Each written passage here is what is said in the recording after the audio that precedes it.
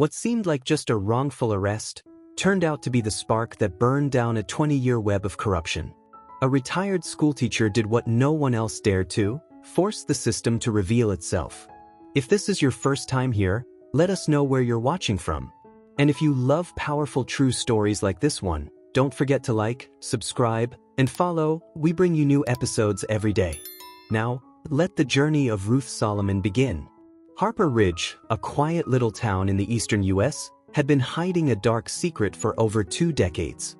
Here, Station 42 wasn't just a regular police precinct. It was the beating heart of a deep-rooted web of corruption, where justice was twisted and power abused.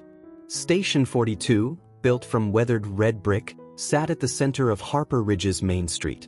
On the outside, it looked like a model law enforcement agency.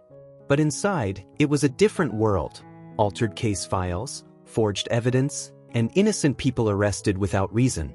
Chief Raymond Greer, the head of Station 42, was a man in his 50s with a calm exterior and cold eyes. Under his command, officers like Troy Beckett and Dean Riley didn't hesitate to use violence and intimidation to get their way. They not only detained innocent citizens but also took bribes from local businesses in exchange for looking the other way. The corruption didn't end at the precinct. Mayor Victor Langston and Judge Leonard Price, Harper Ridge's mayor and local judge, both turned a blind eye to Station 42's misconduct. They even profited from it through shady donations and biased legal rulings. The people of Harper Ridge lived in fear and helplessness. They knew that speaking up could cost them their jobs or their freedom. Those who dared challenge the system were silenced or mysteriously disappeared. In the midst of that darkness, a flicker of hope emerged when Ruth Solomon, a retired 74-year-old teacher, decided to stop being silent. She knew that real change meant confronting the truth, even if it put her life at risk. Her story would become the beginning of a battle against the injustice that had ruled Harper Ridge for far too long. Early afternoon sunlight poured through the thick glass of Bell Ridge Fresh Market, casting a golden glow across the polished tile floor, as if trying to cleanse the quiet layers of pretense collecting in the air. Ruth Solomon, 74, stood at the fruit display, gently lifting a cluster of amber-hued seedless grapes. She wore a beige wool coat, her hair pinned neatly into a bun, and a single strand of old pearls around her neck, a farewell gift from the final graduating class she ever taught. At an age when many chose to rest, Ruth still carried herself like a guide, upright, alert-eyed, and anchored by an unshakable dignity. But her poise couldn't shield her from the judgmental glances of some residents in Harper Ridge's wealthy neighborhood. They didn't see a graceful woman choosing fruit for a weekend meal. They saw an old black lady standing too long at the organic section. Across the entranceway, Officer Troy Beckett, tall, white, broad-shouldered, with eyes like cold granite, was being whispered to by the store manager. Next to him stood Officer Dean Riley, younger, still boyish-faced, but with eyes that had already learned to bow to power. The two began walking toward Ruth, their hard-soled boots striking the floor with the sound of a warning. "Ma'am," Beckett said, his voice polite but laced with thinly veiled contempt. "We've received a report of suspicious behavior." Ruth looked up, her tone calm, almost unnervingly so. "I'm simply choosing fruit. I've lived in Harper Ridge for over 30 years. Riley squinted. "Do you usually shop here?" "Bell Ridge carries ingredients I need for my Sunday dinners. I travel a little farther for quality." "Is that a crime now?" Beckett stepped closer, his breath pressing into the space between them. "I need to see some ID."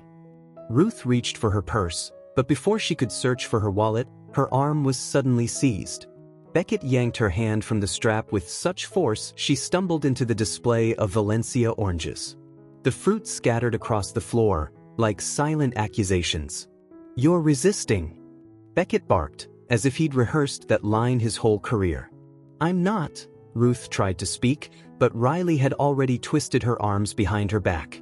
The cold steel of the handcuffs clamped down on the veiny wrists of a retired teacher. Not far away, a young black man named Micah Brooks lifted his phone, recording the scene. His hands trembled with rage, but the footage remained steady. Beckett whipped around, eyes wild like a cornered animal. "Delete it. Or you're leaving with her." Micah hesitated, then lowered his head and deleted the clip. But not before he had backed it up to his private drive. Even as she was dragged past the averted eyes of silent shoppers, Ruth held her head high. They didn't know who they had just arrested. They didn't know this woman had taught thousands about courage. And they certainly didn't know her son had the power to shake the entire foundation they stood on. When the Station 42 patrol car pulled away from Belridge, Ruth Solomon sat in the back seat, her wrists aching, but her gaze sharp as flint. A storm was rising inside her. As the heavy steel doors of Station 42 clanged shut behind Ruth Solomon, the sound was more than metal, it was confirmation. She had entered the belly of the beast. The holding room was frigid, the fluorescent lights overhead flickering like faulty nerves. Ruth sat upright on the metal bench, still handcuffed, her eyes scanning the space, not with fear, but with the acute intuition of a retired teacher who had endured more forms of injustice than anyone in that station could imagine. A young officer named Jenkins walked by, sipping coffee, calling out over his shoulder, "Belridge lady?" Just mark her down as disturbing the peace. A dry laugh echoed from the intake desk. Behind a partition, Ruth heard Beckett filling out paperwork. Subject was loud and aggressive, damaged the fresh produce aisle, exhibited signs of agitation. Lies, Ruth muttered, but she didn't resist, not yet. Every word spoken, every name mentioned, she recorded silently, like chalk to a blackboard. And just like in her classroom days, Ruth knew, before you could change the outcome, you had to first understand the system. Through the crack of a door left slightly ajar, she spotted Chief Raymond Greer, silver-haired, crisp uniform ironed to military perfection, strolling into his office with the leisurely confidence of a man convinced he would never be held accountable. He shook hands with Judge Leonard Price, who had arrived moments earlier alongside a blonde secretary conspicuously lacking a name tag. "Everything's been adjusted," Price murmured, but Ruth heard every word. "Just like Jefferson Plaza. Nothing leaked." Greer let out a low chuckle. "Appreciate that, Judge. Harper Ridge is grateful." A red folder changed hands. Ruth tilted her head, straining to read the label. Case #RX 213, suppressed. Through the night, officers moved in and out of the evidence room. She heard Riley brag to a colleague, "Swapped the body cam drive. No footage, no case." The laughter that followed echoed like it had been piped in from the bottom of a rotten well. She caught another name, Mayor Victor Langston, during a call Greer made from his office. "The mayor wants to make sure this doesn't reach the papers," he said, whiskey in one hand, phone in the other. Ruth sat perfectly still, like a silent ghost within the chaos. But inside, she was constructing a map. Who sat above whom, who covered for whom, and more importantly, who was the weakest link. Around 4 a.m., as most of the precinct settled into a lull, she heard two officers near the security room whispering. "What about the video of the old lady getting arrested?" "Handled. As long as that kid keeps quiet. If not, he won't talk. We already scared him good." Ruth closed her eyes, not to rest, but to refine the portrait. Not painted in oils, but in purposeful silence. By dawn, light crept through the tiny window of the holding cell and glinted off the steel cuffs at her wrists. Ruth opened her eyes. She had enough. All she needed now was one phone call, and an empire would crumble. The pale light of morning broke through the rusted bars, catching the silver strands of Ruth Solomon's hair. After 24 sleepless hours, her gaze was still razor-sharp, untouched by the erosion of time. A gaze honed by decades spent teaching students how to face injustice. Low heels clicked steadily down the hallway. A female officer approached the cell, clipboard in hand, eyes darting cautiously like she was searching for something not listed on her shift order. Officer Maya Tran, 29, Vietnamese-American, petite, quiet, and frequently underestimated by her male colleagues at Station 42. But Ruth recognized her the moment Maya stepped close to the bars. That gaze, wide and determined, the same eyes that once looked up at her from a sixth-grade desk, filled with wonder and resolve. "Are you Maya?" Ruth asked softly, her voice hoarse with exhaustion. "Ms. Solomon?" Maya whispered, stunned. "Oh my God. They said you were causing a disturbance." I couldn't believe it. You don't need to believe, Ruth replied, her tone suddenly sharp with clarity. You just need to help me make a call. Maya hesitated for a few seconds, then gave a slight nod. She pulled a personal cell phone from the inside pocket of her uniform. There's no hallway camera here. I'll cover you. Ruth dialed. The call was picked up after exactly 2 rings. Isaiah Solomon, a deep, measured voice answered. It's your mother, Ruth said directly. No small talk. I'm being held at Station 42. Listen carefully, son. This snake pit is rotting from the top down. Across Washington, D.C., the air seemed to freeze. Isaiah shot up from his leather chair, eyes darting to his phone as encrypted systems registered an unusual signal. Mom, what did they do to you? Are you okay? I'm fine. As long as you don't act recklessly. They don't know who I am. And I've seen enough to drag this whole system into hell. Isaiah motioned for his aide, Leona Garrett, to immediately lock down all internal communication channels. Tell me everything. Carefully, but in detail. Ruth listed the names, positions, the conversations she overheard, Greer, Beckett, Judge Price, even Mayor Langston. They're erasing evidence. They think no one's watching. Isaiah clenched his jaw, slamming his palm against the oak desk, sending files scattering. Do not sign anything. Don't speak to anyone else. My team will be there before the sun's up. I don't need a rescue team, Ruth snapped. I need justice. And Maya here is going to help me hold the line. Isaiah paused. Maya who? Former student of mine. Works inside. She's solid. Just then, heavy footsteps echoed down the corridor. Maya snatched the phone, deleted the call log, and slid it back into her pocket. Officer Troy Beckett appeared, his face as hard as forged steel. What are you doing here? Welfare check, Maya answered flatly, without blinking. Protocol. Beckett looked from Ruth to Maya. Something in his eyes suggested suspicion, but he said nothing, walking on without another word. Ruth watched his silhouette fade down the hallway.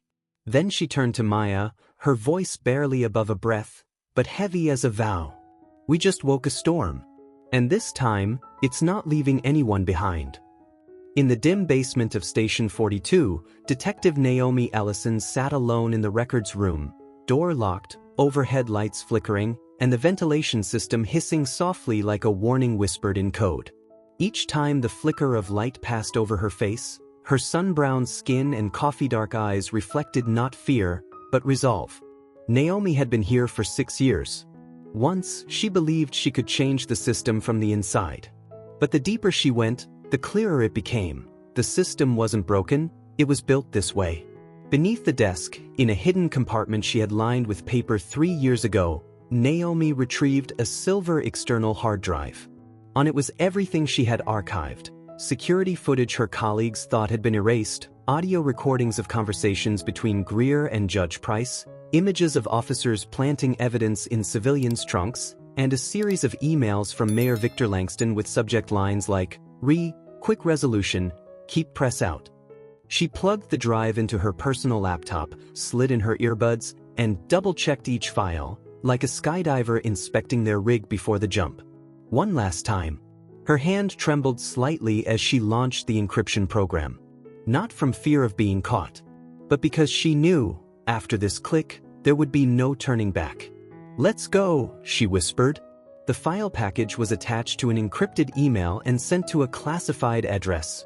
One Leona Garrett, the Attorney General's Chief of Staff, had given her 6 months prior, secure at DOJ-channeled.gov. Subject line, for A.G. Solomon's eyes only. She hit send. Done. At that very moment, footsteps echoed rapidly down the hallway. Naomi shut her laptop, slipped the hard drive back into the compartment, and flipped the paper lining into place. The door swung open. Officer Dean Riley peeked in. You still reviewing legacy files, Naomi? His voice dripped with a mix of sarcasm and suspicion. Naomi stood, forcing a weary smile. No one else wants to touch this dusty crap. Riley squinted at her for a second longer, then left. Naomi waited until his footsteps disappeared completely before exhaling. In Washington, D.C., Isaiah Solomon's secure monitor lit up. He scanned the subject line, then opened the contents. Within 3 minutes, the Attorney General's office turned into a hurricane. "Leona," he called out, eyes locked on a video clip of Greer speaking on the phone with the mayor. "If she doesn't shut up, I've got other ways. Deploy the Emergency Response Task Force. I want the name of every officer, every judge, and every financial channel linked to Station 42 on my desk by 6 p.m. Leona nodded, already pulling out her phone. "And what else, sir?" she asked. Isaiah's gaze didn't waver. "Clear Ruth Solomon's name. And make sure the whole damn country knows why." The morning at Station 42 began with a silence too heavy to be natural. Eerily quiet. Chief Raymond Greer stood in front of the city map pinned to his office wall, holding a mug of coffee, his gaze locked on a red-inked line. "Solomon, transfer 8:15 a.m. Make it clean," he growled at Officer Troy Beckett, who stood nearby with a stamped transfer order folder marked, "Urgent, Max SEC custody. Get her out before the press smells blood." Beckett nodded, expressionless. He and Dean Riley had readied the armored SUV just after midnight. Every hallway camera had conveniently gone offline. Ruth Solomon would disappear, for a few days at least, long enough for Greer and Mayor Langston to clean up the mess they had created. But in the basement, Officer Maya Tran stood outside the holding cell, her hand tight around a taser hidden in her jacket. Inside, Ruth sat upright as if waiting for the bell to ring at the start of class. Her gaze didn't tremble. She was just waiting. "You sure about this?" Maya whispered, glancing at her watch. 12 a.m. "More sure than ever," Ruth replied. At exactly 8:13, a boom shattered the quiet. The front glass doors of Station 42 exploded like spring ice underfoot. A team of U.S. Marshals in full black tactical armor stormed in, voices roaring over the chaos. "Federal agents, do not move. Drop your weapons and stay where you are." Boots pounded the floor. Weapons cocked. Screams clashed with shouts. Every movement unfolded like a war dance rehearsed for months, precise, unforgiving. Greer burst from his office, but it was too late. 2 federal agents tackled him to the tile floor, cold steel cuffs snapping over the very wrists that once ruled a town with unchecked authority. In the parking lot, Beckett and Riley barely touched the SUV doors before they were wrestled to the ground. One agent ripped the transfer file from Beckett's hands, flipping through pages stamped with phrases like, "Inmate refused cooperation, high risk, no outside contact." "This is a staged abduction," the agent barked, sealing the folder into an evidence bag. Upstairs, Detective Naomi Ellison stepped into the hallway, arm raised, holding a small white USB drive. "The evidence is here. 6 years of data. Every call, every video, every financial record." A federal officer took it like accepting a live detonator, something powerful enough to level institutions. Downstairs, Maya unlocked the cell. "Let's go, Ms. Ruth. They're here for you." Ruth rose, adjusting her coat with calm dignity. "No. They're here for the truth." She stepped into the corridor, where the blinking lights reflected off cuffed officers, sealed evidence folders, and computers bagged in anti-static mesh. The storm had come, finally, and Ruth Solomon walked through its eye, unshaken. At that very moment, Isaiah Solomon placed a call to Leona from Washington. "Has it begun?" Leona smiled, eyes fixed on the live feed showing Station 42 under complete lockdown. Right on schedule, like one of Ms. Solomon's math lectures. From the Attorney General's office in Washington, Isaiah Solomon watched the Digital Operations Board intently, red dots flashing across the city map of Harper Ridge, each one marking a location being raided. Names of implicated entities lit up one by one: City Hall, County Courthouse, Langston Development Corp., HTG Industrial Education Fund, all traced back to Station 42 through murky financial streams. Leona Garrett entered the room, holding a thick dossier. "We found Detective Ellison's notebook. She logged the entire money laundering chain through construction contracts, dating back 7 years." Isaiah nodded, but his eyes remained heavy. "And my mother? Safe. She's currently at the Federal Holding Center in Harper Ridge. But the reality wasn't quite so certain.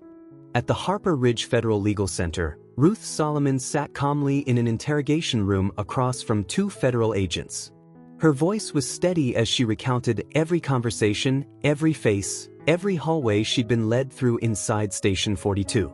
Suddenly, thump.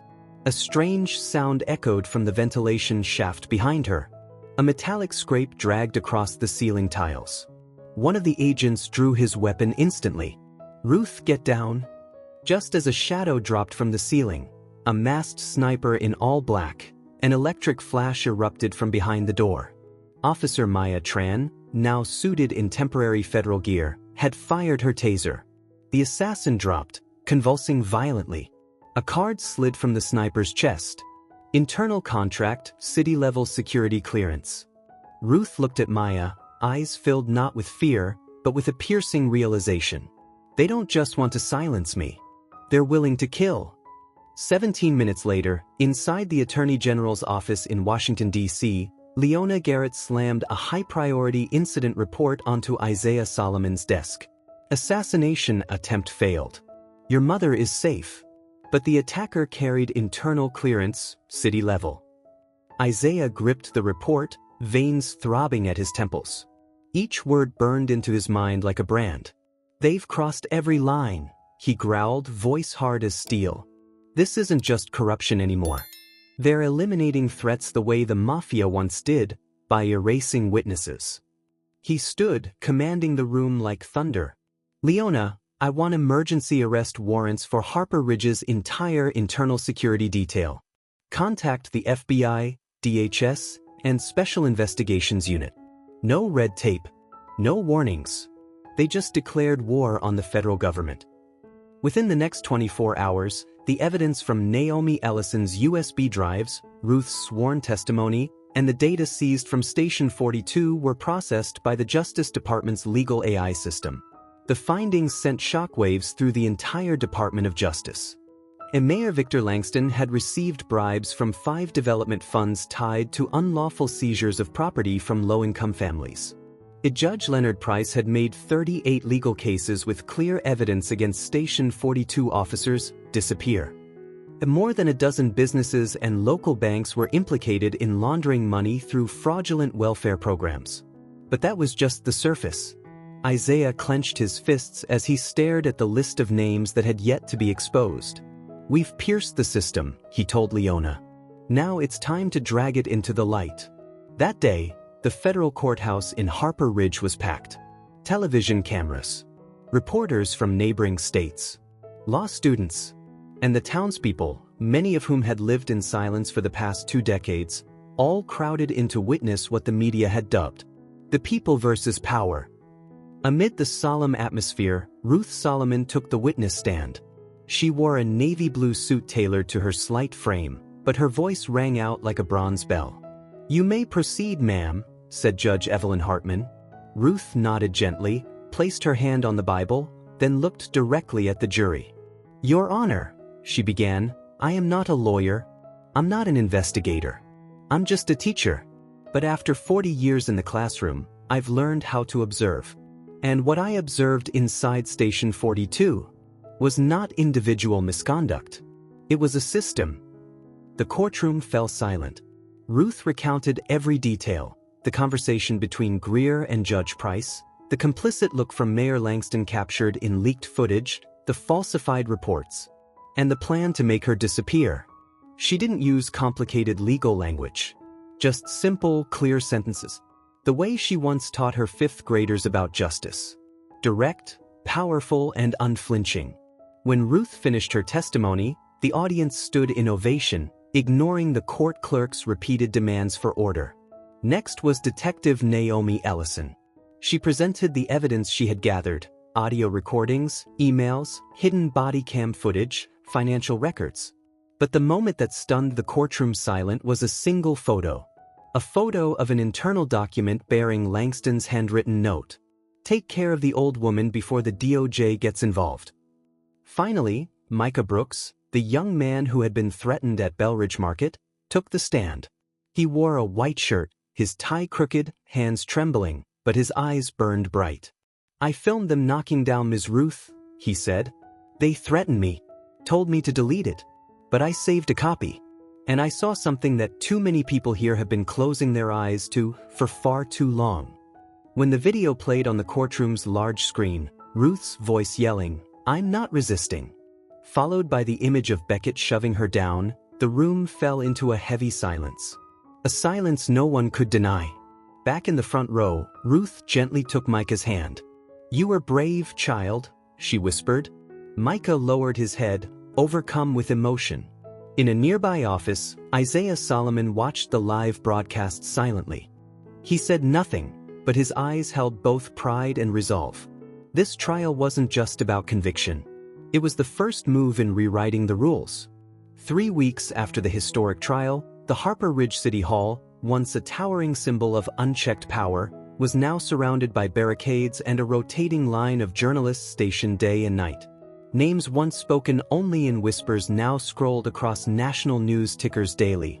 Raymond Greer, Leonard Price, Victor Langston, each sentenced in turn.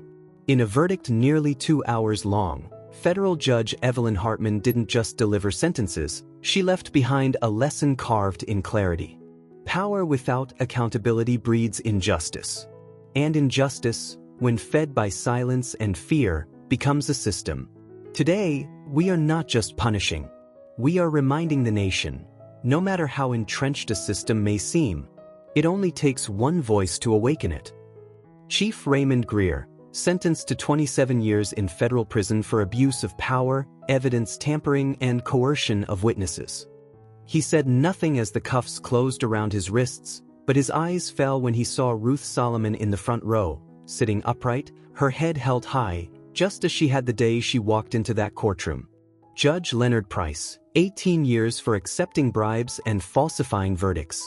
A man who once worked in a corner office overlooking the park now stared at life through prison bars. Mayor Victor Langston, 30 years for conspiracy to launder money, accepting bribes from development funds, and witness intimidation. In his final hearing, he turned to Ruth and muttered, "I underestimated you." Ruth responded with the same clarity she once used to teach 5th graders. "No one is above the law. Not even you." In addition, more than 12 local business owners and financial directors across Harper Ridge were indicted, facing charges ranging from tax fraud to aiding and abetting in money laundering. Some chose to cooperate, revealing names in neighboring cities, prompting the U.S. Attorney's Office to open multiple investigations nationwide. At the final press conference of the operation, Isaiah Solomon stood amid a forest of microphones. He didn't deliver a fiery speech. Instead, he simply raised a photo. His mother, Ruth, clutching a worn notebook, her gaze sharp yet warm. She was a teacher, a mother, and now, she's the reason we get to start again. Outside the federal building, a group of elementary students painted a new mural on the sidewall. A single teacher's chair, empty, but glowing. The lesson had begun. This time, taught by those the world once refused to hear. 1 year after the trial, the sign that once read, Station 42, Central District Police Department, was taken down in front of hundreds of Harper Ridge residents. There were no banners, no cheering, only silence, deep and reverent, like a quiet remembrance of the years when people were crushed under the weight of a place meant to protect them. The building that once symbolized fear had been transformed into the Ruth Solomon Community Center. The former interrogation room became a classroom on civil rights. The old evidence room was turned into a public library, preserving records of wrongful convictions as a warning to the future. A portrait of Ruth Solomon now hung in the main hall, her gaze warm yet resolute. Beneath it, a single line engraved in brass. Justice begins when someone dares to open their eyes and refuses to close them again. Across the city, civilian oversight committees were established, independent panels made up of teachers, students, business owners, and retired officers. They had the authority to monitor law enforcement, something that would have seemed impossible just a year before. Ruth declined all awards, all speaking invitations. She returned to her modest home at the end of Milton Street, where she grew tomatoes, read novels, and occasionally answered handwritten letters from young people, from California to Ohio, telling her they'd chosen to study law, journalism, or education because of her story. One autumn afternoon, sitting on a wooden chair under her porch roof, Ruth watched children play on the open lot across the street. They didn't know what Station 42 was. They didn't remember the names Greer or Price. And Ruth didn't want them to. Her job wasn't to plant anger, it was to sow awareness. One person may not topple a system, she once wrote in her slim memoir. But one person can keep it from sleeping soundly. And in that way, she didn't just rewrite the history of a town. She taught a generation how to rewrite the future.